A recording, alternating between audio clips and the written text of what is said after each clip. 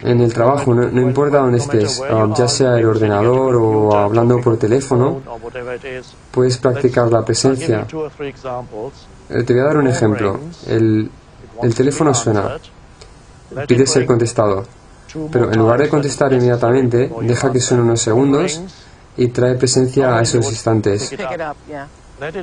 Lo que harías normalmente es contestar el teléfono rápido, pero deja que suene mientras tú estás practicando la presencia. Utilízalo como una señal que te recuerda que has de estar presente. Esa sería una manera de traer la presencia a tu día a día. O por ejemplo,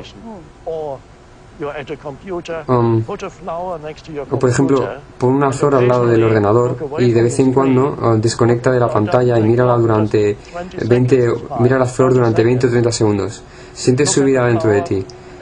Cualquier cosa de la naturaleza que mires te puede servir mucho más que un objeto hecho por el hombre.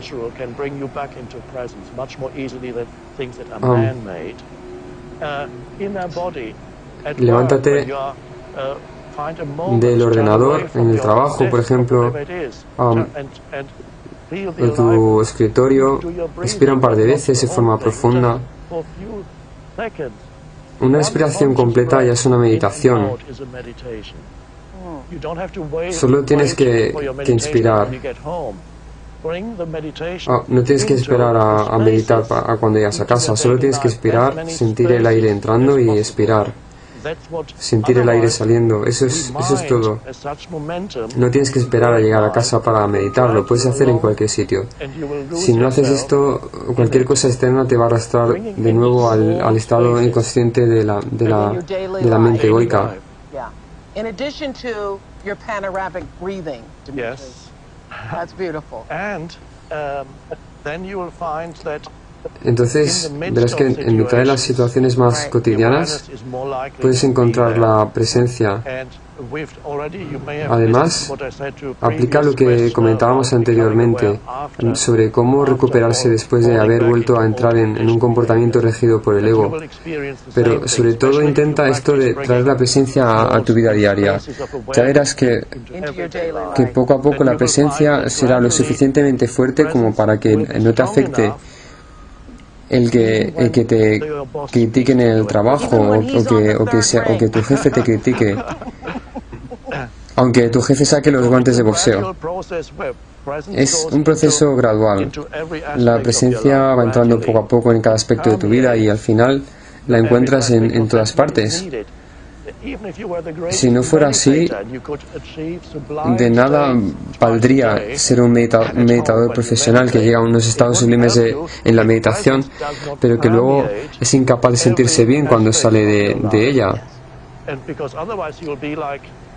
De lo contrario, serías como el padre que estaba practicando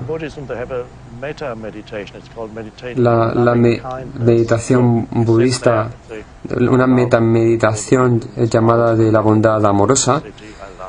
Imagínate el padre en su habitación diciendo: amo a todo el mundo en esta habitación, amo a todo el mundo en esta casa, amo a todo el mundo en esta ciudad, o que todas las personas de este país estén en paz. Da igual la fórmula que elija, y de repente entra su hija en la habitación y le grita: déjame en paz.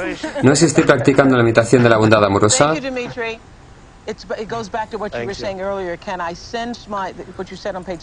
Esto conecta con lo que decíamos la semana pasada en el capítulo sobre la esencia del ego. En la página 79 dice: ¿puedo sentir mi ser básico, el yo soy, como telón de fondo en mi vida en cada momento?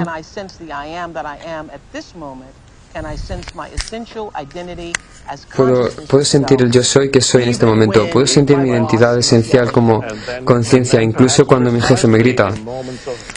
Y precisamente más en esos momentos, porque es ahí donde se encuentra el reto.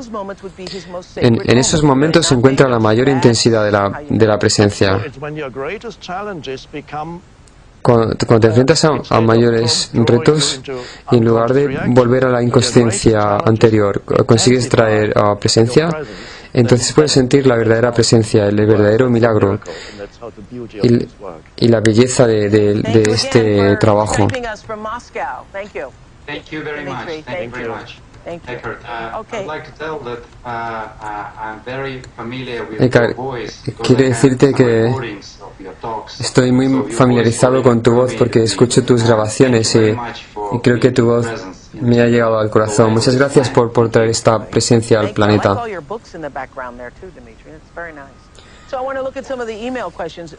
Bueno, vamos a echar un vistazo a las preguntas que nos han llegado a través de email.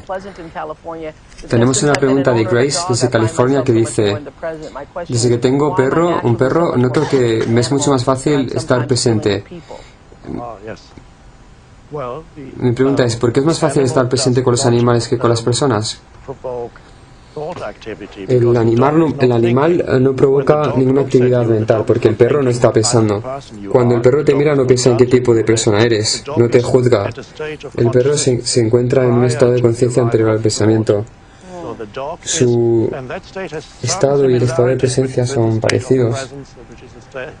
Entonces, en ese sentido, entonces, en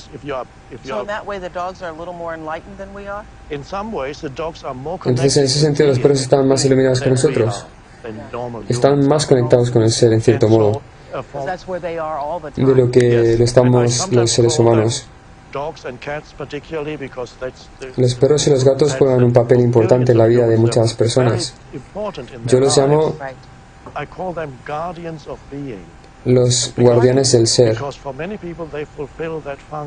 porque para muchas personas ellos cumplen con esa función. Muchas personas se encuentran tan absortas en los procesos mentales que la única oportunidad que tienen de desconectar es cuando pasan tiempo con sus animales de compañía.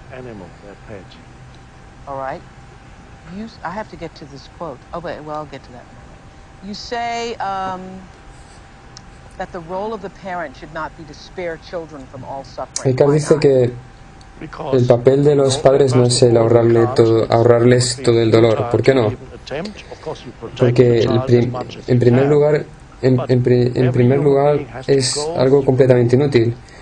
Por supuesto que hay que proteger al hijo en la medida de lo posible, pero todo ser humano tiene que sufrir hasta cierto punto para aprender. No se puede evitar el sufrimiento al 100% en este planeta. El mundo no es un lugar perfecto. Mediante el sufrimiento podemos aprender. Si un humano no hubiera sufrido absolutamente nada, tampoco habría aprendido. Sería una persona que se identificaría totalmente con la forma externa de las cosas, ya que el sufrimiento no le habría enseñado que hay que ir a un nivel más profundo, no le habría llevado a ese nivel más profundo. Entonces, ¿entiendes por sufrimiento no conseguir lo que uno quiere? Bueno, eso es una forma de sufrimiento, pero hay otras formas, todas ellas generadas por el ego. Pero todas son necesarias porque te sirven como un trampolín para aprender. No se puede ser humano si no se te plantean dificultades. De ser así se perdería todo el propósito de aprendizaje aquí. Así que hay que comprender que los hijos, tarde o temprano, se tendrán que enfrentar a esto. Y normalmente ocurrirá en una edad muy temprana. Uno debe protegerles en la medida de lo posible, pero hay ciertas cosas que son inevitables. Cometerán sus propios errores, serán inconscientes, generarán su propio sufrimiento, o puede que les venga del exterior. Pero esto va a ocurrir con toda seguridad. Cada ser humano ha pasado por ello. En mi casa, por ejemplo, mis padres tenían un cuerpo de dolor muy acusado y siempre había conflicto. Lo que en mi caso en concreto generaba mucho sufrimiento para mí, del que también llegué a aprender.